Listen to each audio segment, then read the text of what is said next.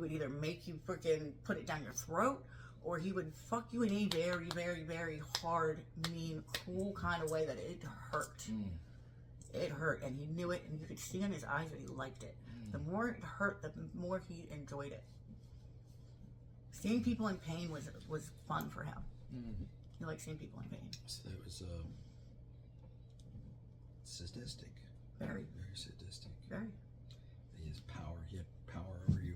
He over your needed life. control over everything. When I first met him, he took control in a very methodical way that I never realized. Because I used to think women that were in abusive relationships were stupid. Just leave. What is wrong with you? You're doing it. Now that I've been in one, I see it very, very differently. When we first met, he was Prince Charming. Super sweet. Couldn't ask for a better man. We laughed. We had fun. It was amazing. Then he talked me into, I was living in an apartment in Westminster. He talked me into, what did he talk me into first? I think it was the car.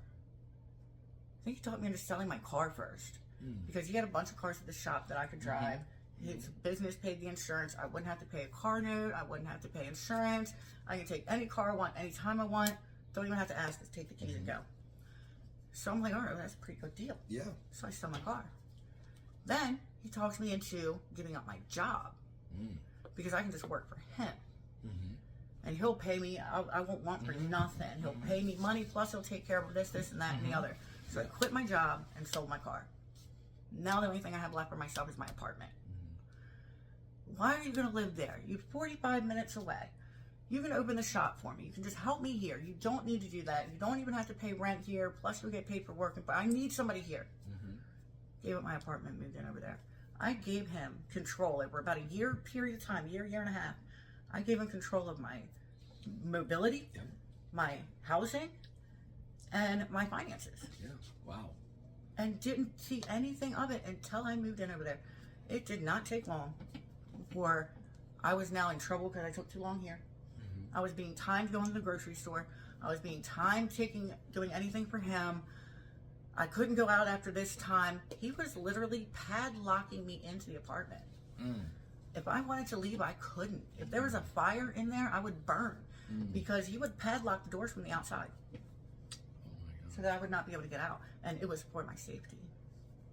It wasn't because he didn't want me out. It's for my It safety. was all of this for your own good. Yes, That for was my all- own good. Yeah. I was fine. He trusted me. We were good. But it was for my safety, being in Baltimore like that he padlocked me in.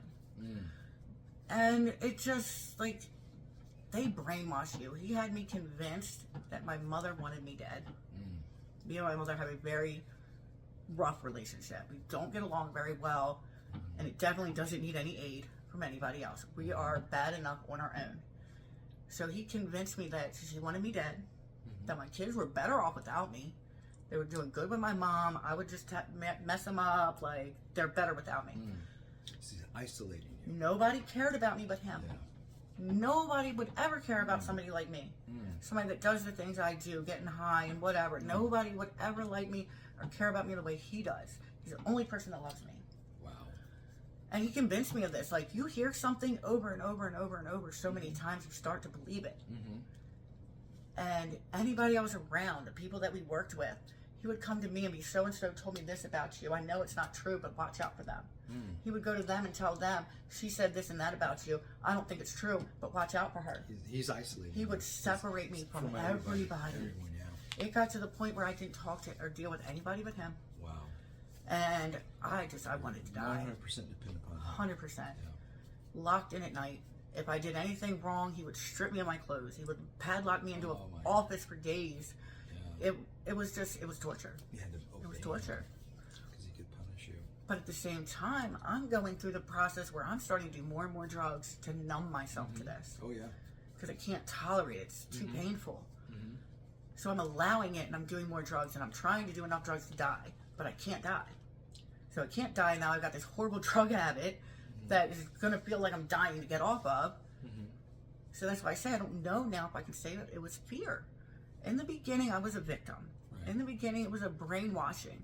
But once I knew what he was and where I was and what was happening, once I knew that, once that clicked in my head, I am a volunteer now. Well, did you, but I kind of look at that and go,